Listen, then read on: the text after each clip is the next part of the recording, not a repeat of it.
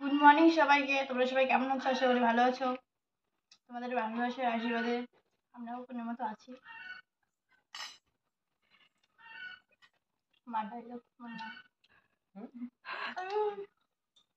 আজকে হলো শনিবার আর এখন বাজে সকাল 7:30। তো সকালবেলার যাবতীয় কাজ বাজ হয়ে গেছে। এখন হচ্ছে টিফিন করা হচ্ছে। এখানে নিয়ে বসেছি দুধ, চিরা, মুড়ি। তো চলো এখন তাড়াতাড়ি খেয়ে নিই। তো ছোট বোন তো নেই, ও টিউশনে চলে গেছে। তো আমরা এখন তাড়াতাড়ি খেয়ে নিই, পরে দেখা হচ্ছে তোমাদের সঙ্গে। তো কয়েকদিন ধরে বন্ধুরা খুবই ব্যস্ততার মধ্যে আমার দিন কাটছে। তো সেভাবে ব্লগগুলো তোমাদের সাথে শেয়ার করাই আর হচ্ছে না। যেভাবে একটু করে পাচ্ছি তোমাদের সাথে শেয়ার করছি। প্রত্যেকটা দিনের সংসারের যত কাজ আছে সব কিছু তো তোমাদের সাথে প্রত্যেক দিন শেয়ার করা সম্ভব হয় না। তো দেখো সকালবেলা কিন্তু ঝাড়ু দেওয়া হয়েছে উঠোনটা, কিন্তু পাতা পড়ে এমন অবস্থা হয়েছে মনে হচ্ছে যে সকালবেলা ঝাড়ু দেওয়াই হয়নি। আসলে সকাল সকাল খুব হাওয়া বইছিল। আর এইদিকে দেখো ওই যে এই দাদাটা রাস্তা দিয়ে ডাকতে ডাকতে যাচ্ছিল, শিলপাট্টা ধারকুটটা বলে। তো ডাক দিয়ে নিয়ে আসলাম। আমাদের শিলপাট্টাটার মধ্যে ধার নেই, তো এই যে কুটে দিল।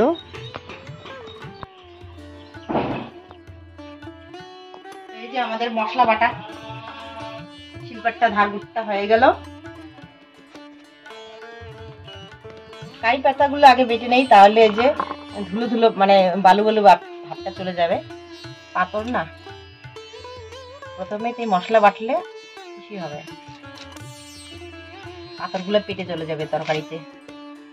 সেজন্য আমরা কুটে নিয়ে এভাবে আগে যে কোনো একটা পাতা বেটে নেই। তো কারি পাতা নিয়ে নিলাম, কারি পাতাটা বাটি।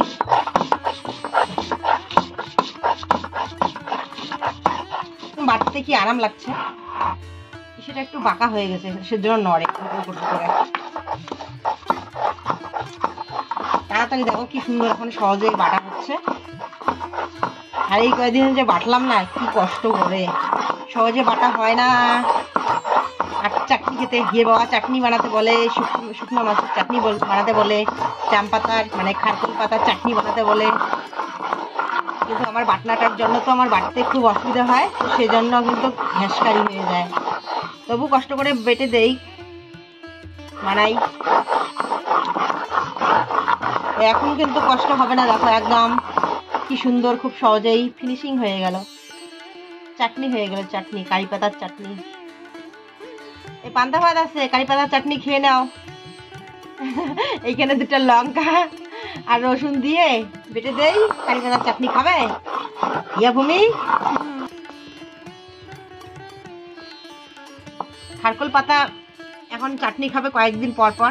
ইয়ের বাবা এত ভালোবাসে না খারকুল পাতার চাটনি, আর ভালোই লাগে খেতে, কিন্তু এই যে আমার গ্যাসের সমস্যার জন্য বেশি চাটনি খাওয়াটা আমি পছন্দ করি না। কি সুন্দর হয়ে গেছে। তো এটা কিন্তু খাবো না, এটা আমি এমনি বাটলাম। এই যে এটা পরিষ্কার করার জন্য, ধুলো বালুগুলো দেওয়ার জন্য, পাথরগুলো। এখন এই যে পরিষ্কার হয়ে গেল।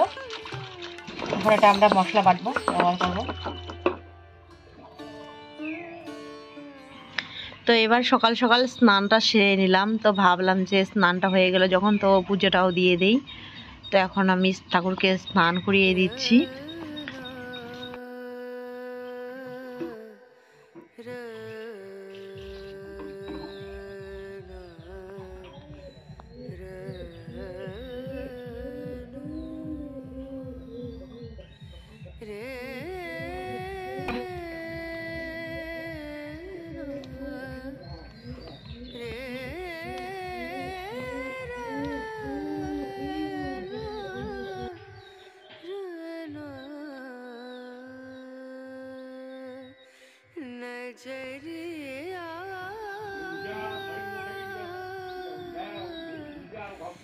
लागे नहीं कहीं ओ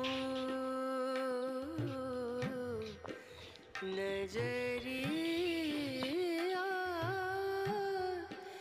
लागे नहीं कहीं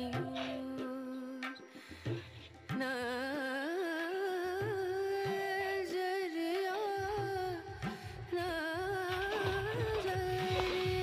আজকেও সকালবেলা রান্না করা হয়নি। আজকে যে মেজো মেয়ে খায়নি, ছোট মেয়ে খায়নি ভাত, ভাত বেঁচে গেছে। আর আজকে রান্না করা হয়নি, আজকে পান্তা ভাতেই খাবে। এখানে আমি সমস্ত কিছু রেডি করে দিচ্ছি, গরমের জন্য রেখে দেই, ও টিউশন থেকে এসে খাবে।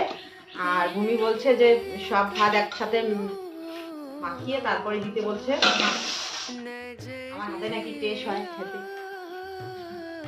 তো এখানে এই যে তেল, এখন গরমের দিন পড়েছে না, পান্তা ভাত খেতে কিন্তু ভালোই লাগে। আর এখানে শুকনো মাছ ভাজা করে নিয়েছে, শুকনো মাছ।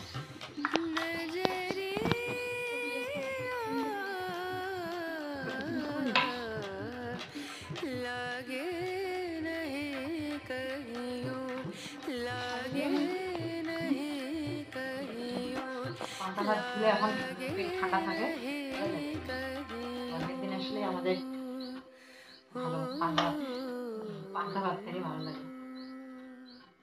শুকনো মাছ নেই এখানে, তো বন্ধুরা এর আগের দিনও আমি ব্লগ ভিডিও ছাড়তে পারিনি, একটা পাস্তা খাওয়া ভিডিও ছেড়েছিলাম। আসলে ব্লগটা আমি রেডি করতে পারিনি, ভিডিও শেয়ার করে রেখেছি কিন্তু আমি এডিটিং করে পাবলিক করতে পারিনি। তো আজকেও অনেকটা লেট হয়ে যাচ্ছে, জানি না এই ভিডিও কতক্ষণ তোমাদের কাছে পৌঁছাবে। আসলে বাড়িতে আমার একটু সমস্যা চলছে, এদিকে কাজের চাপ, তার মধ্যে বাচ্চাদের শরীর ভালো না, এদিকে মায়ের শরীর অসুস্থ। তো সেই কারণে ভিডিও এডিটিং করতে পারছি না, কাজের চাপটা একটু বেশি পড়ে গেছে। শুধু সংসারের বাড়ির কাজ করলে কোনো ব্যাপার ছিল না, যেহেতু আমার মাঠের মধ্যেও যেতে হয়, তো সেজন্য আমার একটু সমস্যা হয়ে যায়। আর মাঠের মধ্যে কাজ করা, বাড়ির সংসারের যাবতীয় কাজ করে তারপরে ভিডিও পাবলিক করাটা কতটা মানে ধকল যায় সেটা আমি বলে তোমাদেরকে বোঝাতে পারবো না। যারা ব্লগ করে, মাঠের কাজ করে, বাড়ির কাজ করে, সমস্ত কিছু চারদিকটা সামলাতে হয়, একমাত্র তারাই জানবে। তো অনেকেই কিন্তু আবার বলেও যে বাড়ির কাজ বাজ করে এগুলোই শেয়ার করে, কি এমন পরিশ্রম হয়, কি এমন খাটুনি হয়, শুধু মুখ দিয়ে বক বক করা আর মোবাইলে মানে ছবি তুলে ভিডিও ছাড়া, এইভাবে অনেকেই বলে আমাকে সাক্ষাৎ আমাকেই বলে। কিন্তু আমি তখন বলি যারা ভিডিওটা তৈরি করে তারাই জানে কতটা সময় লাগে একটা ভিডিও তৈরি করতে। বাইরের অন্য কাজের যদি চাপ না থাকতো তাহলে তো কোনো ব্যাপার ছিল না, তাহলে তাড়াতাড়ি আমি ভিডিও আপলোড করতে পারতাম। তো যেহেতু আমার চারদিকটা সামাল দিতে হয়, তো সেজন্য আমার বেশি লেট হয়ে যায়। আমার বাবাও এসের জন্য আমাকে বকা দেয় যে সময় মতো আমি ভিডিও পাবলিক করতে পারি না, কিন্তু আসলে বাবাও তো ভিডিও করে না, তো সেজন্য বাবাও জানে না যে ভিডিওটা বানাতে কতটুকু সময় লাগবে, অনেক কিছু এখানে কাজ করতে হয়। তো যাই হোক, তো এই কারণে কিন্তু বাবাও মাঝে মাঝে আমার উপর রাগ হয়, বোঝে না যে কতটা সময় দিতে হয়, শুধু বলে যে সবাই সময় মতো ভিডিও পাবলিক করে, তুমি পারো না, এর জন্য তোমার ভিউজ নেই, অনেক কিছুই বলে। তো কি করব, করার কিছু নেই, আমার সব দিকটাই আমার সামাল দিতেই হয়। আর যে হারে গরম চলছে এখন, প্রচণ্ড গরম পড়ছে, তো সেজন্য কিন্তু মেয়েদেরকেও আমি এতটা কাজের চাপ দেই না, এখন কাজের কথা বলিই না। ওদের নিজের ইচ্ছে মতো যেটুকু পারে সেটুকু করে, তবু আমি মাঝে মাঝে বলি যে থাক, ওটা করতে লাগবে না, আমি করে নেব। যত কষ্ট হোক না কেন চেষ্টা করি আমি করার জন্য আর কি। কারণ এখন অন্যরকম আবহাওয়াটা অন্যরকম হয়ে গেছে, প্রত্যেকটা বাড়ি বাড়ি অসুখ বিসুখ হয়ে আছে। তো এই গরমের মধ্যে ওরা কাজ করলে হয়তো ওদেরও কিছু একটা যদি হয়ে যায়, তো সেইটা একটা ভয় লাগে। তো এমনিতেও কিছুদিন আগে সবার জ্বর হয়ে উঠলো, এখনও শরীর ভালো হয়নি। তো সেজন্য কিন্তু এতটা কাজের চাপটা, মানে কাজের কথা ওকে বলি না আর কি, আগে যেরকমটা করতো, তো তার থেকে ওদেরকে এখন আমি কাজের কথা বলিই না, শুধু ওদের ইচ্ছে মতো যতটুকু ওদের ইচ্ছে হয় ততটুকুই করে। আর বড় মেয়ের কথা কি বলবো, বড় মেয়ে তো সকালবেলায় একটা টিউশন যায়, টিউশন থেকে এসে শুধু একটু খায়, খেয়ে একটু মানে রেস্ট নেয় কি নেয় না, ওইদিকে আর একটা টিউশনের সময় হয়ে যায়, চলে যায়। তো তারপরে এই যে রৌদ্রের মধ্যে ঘেমে চেমে আসে, তো তাকে আমি আর কিচ্ছু বলি না, তারপরে ও এসে রেস্ট নেয়, খাওয়া দাওয়া করে, বই পড়ে, এটাই আর কি। তো যাই হোক, আমি একটু এদিকে আসছিলাম, এইদিকে গাছ কাটছে, তো তো সেজন্য টেপরির জন্য পাতা নিতে আসছিলাম। তো পাতা নিতে নিতে তোমাদের সাথে অনেক কিছু আমি এখানে কথা বলছিলাম, তো সেগুলোর কথা মিউট করে দিয়ে আমি এখন অন্য কথা বলছি।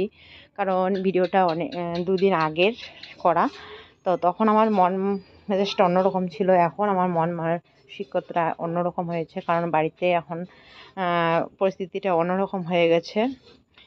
অতটা ভালো নেই আর কি, আমরা খুব টেনশনের মধ্যে আমাদের দিন কাটছে। তো আমার এই ছোট্ট পরিবারে তোমরা অনেকেই আছো যারা আমাকে প্রকৃতিও ভালোবাসো, আমার ভিডিওর জন্য অপেক্ষা করে থাকো। অনেকেই আমাকে কমেন্ট করে, আগের ভিডিওতে এসে কমেন্ট করে যে আজকে ভিডিও ছাড়ছো না কেন, কি হয়েছে তোমার, আমার খোঁজ খবর রাখো তোমরা। সত্যি তোমাদের কমেন্ট পড়ে আমার ভীষণ ভালো লাগে। তো জানি না এই ভিডিওটা তোমাদের কাছে কতক্ষণে পৌঁছাবে। আর কালকে একটা ভিডিও ছাড়ছিলাম পাস্তা খাওয়ার ভিডিও, জানি না ওই ভিডিওটাতে এত ভিউজ কম কেন এসেছে।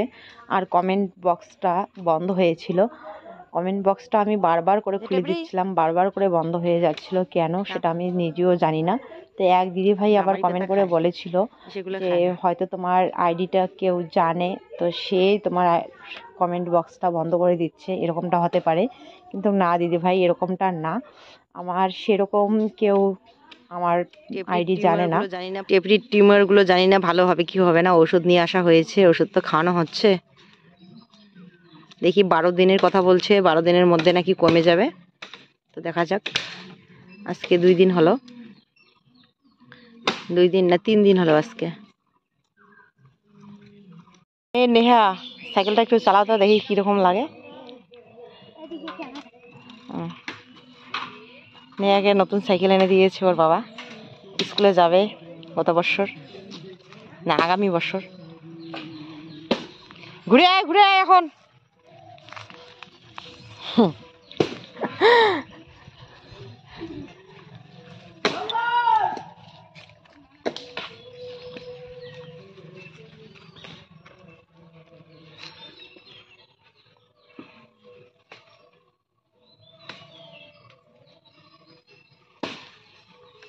নেহা, হাই স্কুলে যাবি?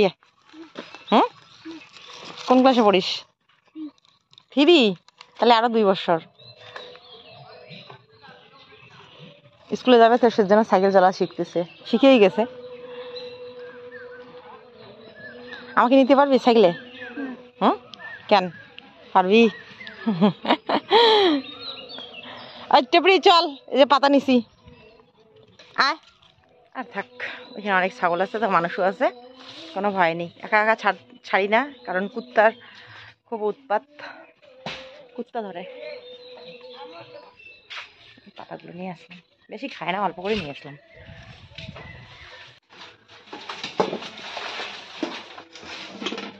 সিদ্ধ আলুর ডাল রান্না হবে।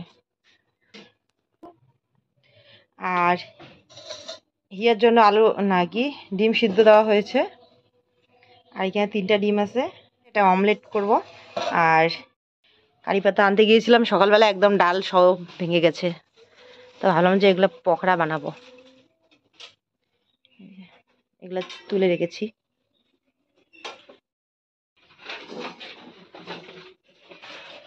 এখানে আতপ চাল ভিজিয়ে রেখেছি, আতপ চাল দিয়ে বানাবো আজকে, বেসন নেই তো।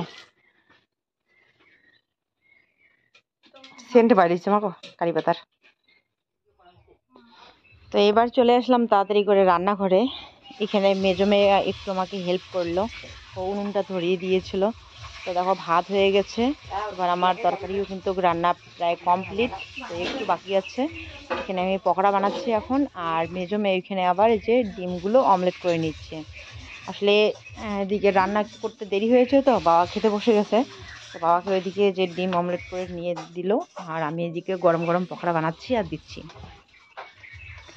আর কি কি রান্না করেছি তোমাদের সাথে পরে শেয়ার করব। তো বাবার খাওয়া হয়ে গেছে, এখানে মা আর ছোট মেয়ে খাচ্ছে। আর মাকে তোমরা দেখতে পারলে বাড়িতে, কিন্তু এখন আর বাড়িতে নেই, মা হসপিটালে আছে। যেহেতু আমি ভয়েসটা পরে দিচ্ছি, তো সেজন্য আর কি বললাম।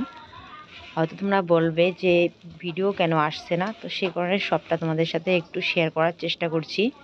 মা হসপিটালে ভর্তি আছে, আমি সেখানে গিয়েছি, আর বাড়ির কাজকর্ম আমার একা করতে হচ্ছে, আর অনেক টেনশনের মধ্যে আছি, অনেক ঝামেলার মধ্যে আছি, তো সেজন্যই আর কি ভিডিও পাবলিক করতে পারছি না। তো তোমরা দেখতেই পারলে মার শরীরটা একদম কেমন যেন ক্লান্ত হয়ে গেছে, মানে দুর্বল দুর্বল হয়ে গেছে, ঠিকঠাক খাওয়া দাওয়া করতে পারে না। তো কী হয়েছে না হয়েছে পরের ব্লগে আমি তোমাদের সাথে শেয়ার করব। তো এখানে আমি বানাচ্ছি এখন পকোড়া। এখানে কারি পাতা, কাঁচা লঙ্কা, পেঁয়াজ আর চালের গুঁড়া দিয়ে কারি পাতার পকোড়া বানাচ্ছি। আর এদিকে বানিয়েছি আলুর ডাল। তো আজকে একটু অন্যভাবে বানিয়েছি। গোটা আলু সিদ্ধ করে নিয়ে হাত দিয়ে একটু থেতো করে তারপরে চিংড়ি মাছের শুকটা দিয়ে বানিয়েছি। মানে কী বলবো, ডালও না আর দমও না, আলুর দমও না, এরকম আদা গলা আর কি হয়েছে। তো এখানে এই যে ডিম অমলেট করছে মেজমে। কড়াইটার অবস্থা দেখো কি করে ফেলেছে, একটা ডিম অমলেট করে। তো আমাদের রান্না কমপ্লিট। চলো এখন রেডি করে নিয়ে তাড়াতাড়ি খেয়ে নেই। সবার খাওয়া দাওয়া হয়ে গেছে। সবার মানে কি, এই যে মা বাবা আর হিয়ের খাওয়া দাওয়া হয়ে গেছে। এখন মেজো আর আমি খাবো। আর বড় মেয়ে গেছে টিউশনে, ও আসলে তারপরে খাবে। তো প্রচণ্ড খিদে পেয়ে গেছে, সকালে অল্প করে ভাত খেয়েছিলাম। তো এই যে ইসলাম মাছের শুকটা দিয়ে আলুর ডাল রান্না করেছি এভাবে। আজকে আলুটা আগে সিদ্ধ করে নিয়েছিলাম, তারপরে রান্না করেছি। তো বলছে দারুণ নাকি টেস্ট হয়েছে। এখানে ডিমের অমলেট,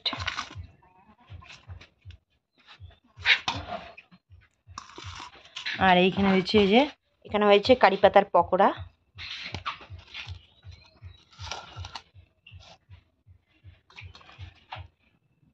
আজকে বেসন দিয়ে বানাইনি, আজকে আতপ চালের গুঁড়া দিয়ে বানিয়েছি, আতপ চালের বাটা দিয়ে বানিয়েছি। তো এখানে মেজো মেয়ের জন্য ভাত রেডি করে নিলাম। মা আর হিয়ার খাওয়া হয়ে গেছে।